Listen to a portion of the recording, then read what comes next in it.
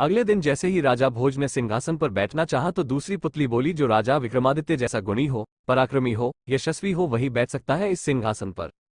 राजा ने पूछा, विक्रमादित्य में क्या गुण थे? पुतली चित्रलेखा ने कहा, सुनो।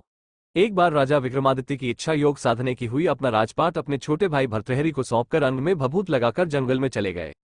उसी जंगल में एक ब्राह्मण तपस्या कर रहा था। देवताओं ने प्रसन्न होकर उस ब्राह्मण को एक फल दिया और कहा, जो इसे खा लेगा वो अमर हो जाएगा। ब्राह्मण ने वो फल को अपनी पत्नी को दे दिया। पत्नी ने उससे कहा, इसे राजा को दे आओ और बदले में कुछ धन ले आओ।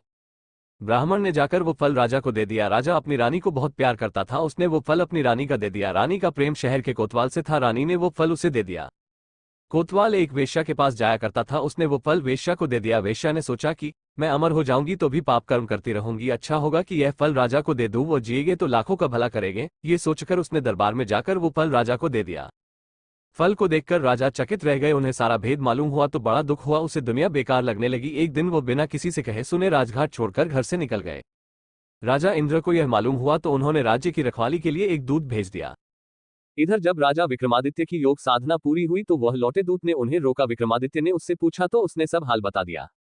विक्रमादित्य ने अपना नाम बताया, फिर भी दूत ने उन्हें न जाने दिया। बोला, तुम विक्रमादित्य हो तो पहले मुझसे लड़ो।